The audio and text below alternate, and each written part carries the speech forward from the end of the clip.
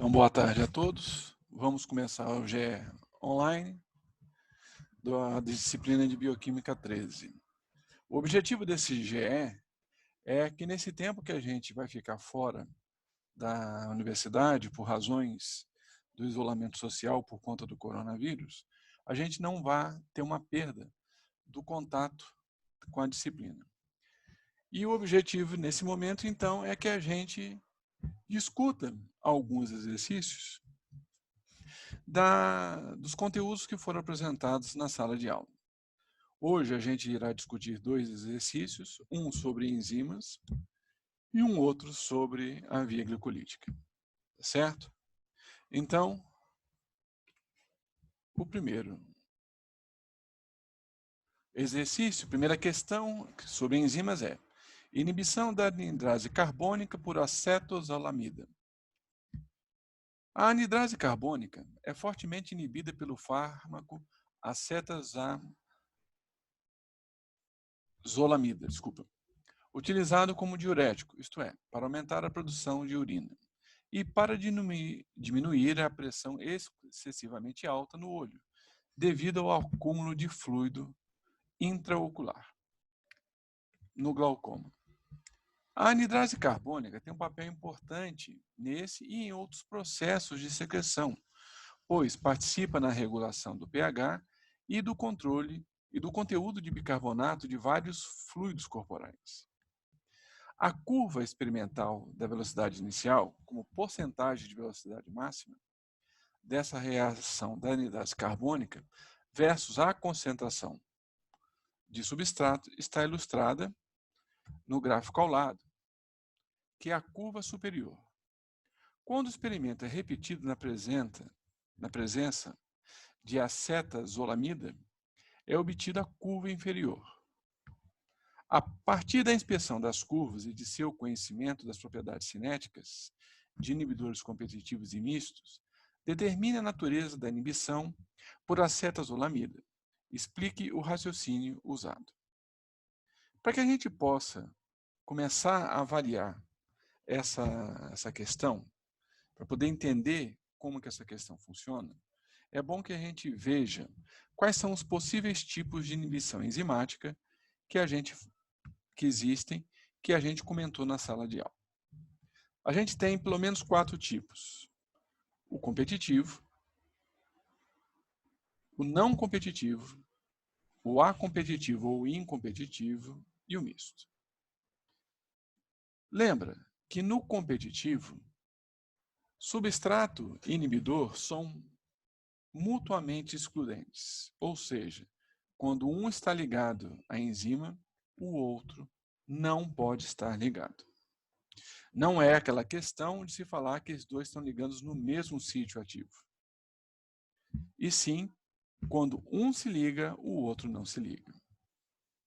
O não competitivo. Você tem uma molécula que se liga numa outra região da enzima, que não o sítio ativo, e de certa forma você vai ter uma alteração da estrutura com deslocamento dos aminoácidos catalíticos, com uma diminuição da atividade. O acompetitivo e o misto, você tem uma variação tanto da ligação do substrato à enzima, quanto da velocidade da catálise. E o que diferencia de um outro são fatores diferentes que vão atuar sobre a velocidade máxima, que corresponde à catálise, ou sobre a ligação do substrato à enzima, que vai mostrar a afinidade, que é o Km. Tá certo? Então, e lembrando também que velocidade máxima, ela fala sobre catálise e Km fala da interação substrato-inibidor. Na inibição do tipo competitiva, a velocidade máxima é normal, ela não altera. O que altera é a afinidade do substrato pela enzima, porque a presença de um inibidor vai haver a competição pela ligação à enzima, E isso, uma vez que o substrato fique mais difícil para se ligar, há uma alteração do Km, ou seja, sua afinidade. O não competitivo. Ambas moléculas, inibidores e substrato, se ligam à enzima. Então, um não atrapalha a ligação da outra. Porém, quando o inibidor se liga à enzima, ele muda a conformação da enzima, proteica da enzima, alterando a catálise. Esses são os dois principais. O acompetitivo e o misto é uma mistura desses dois. Quando a gente analisa o gráfico que foi apresentado, na presença do inibidor, na ausência do inibidor e na presença do inibidor, acetazolamida, o que a gente percebe?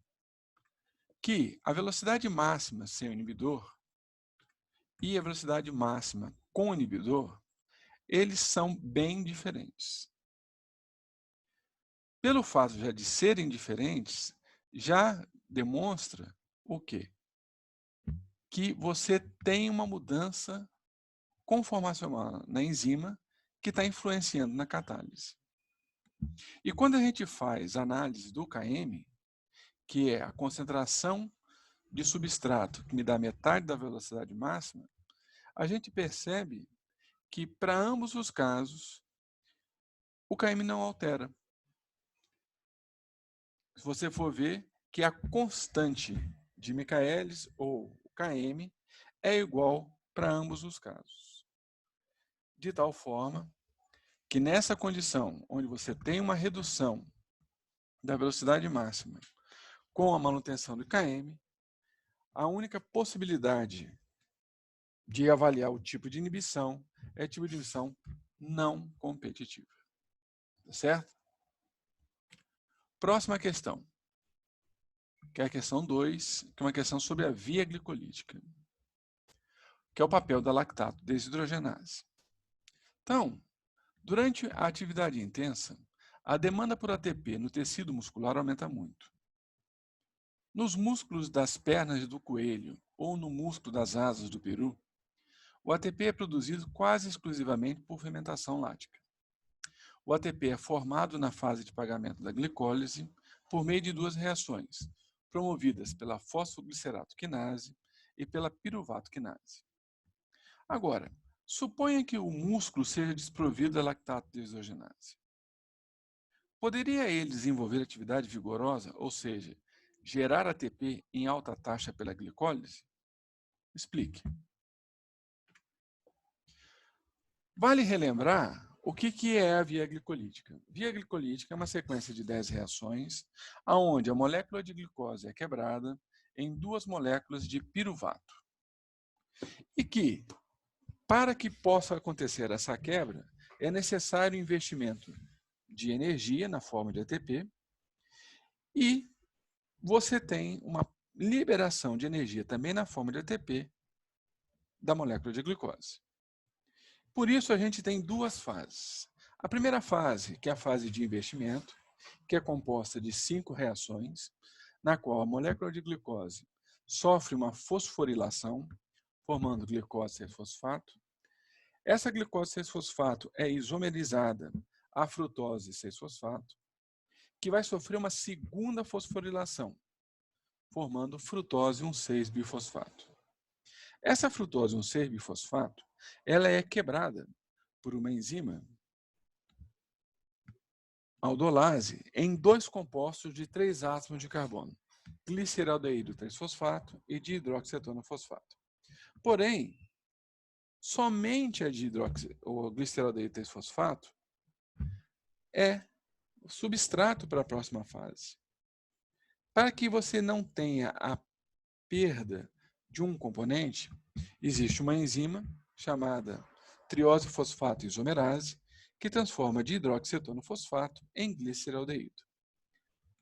A partir daí, todas as reações vão acontecer em duplicidade. Ou seja, todas as reações daqui para frente, a partir da sexta reação, ocorrem em duplicidade, porque duas moléculas de gliceraldeído entram na via.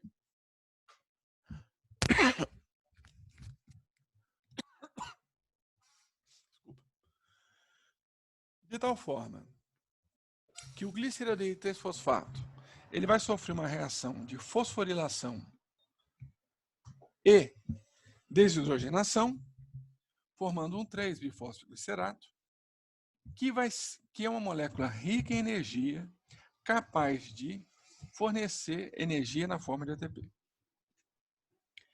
A perda, então, de ATP desse fosfato rico em energia forma 3-fosfoglicerato, que pela fosfoglicerato mutase é transformado em 2-fosfoglicerato. Pela ação da enolase, ou seja, uma desidratação, o 2-fosfoglicerato vai se transformar em fosfenolpiruvato, e aí uma nova liberação de energia na forma de ATP pela piruvato quinase. Ou seja, existem duas reações que são reações onde vai ter a liberação de ATP.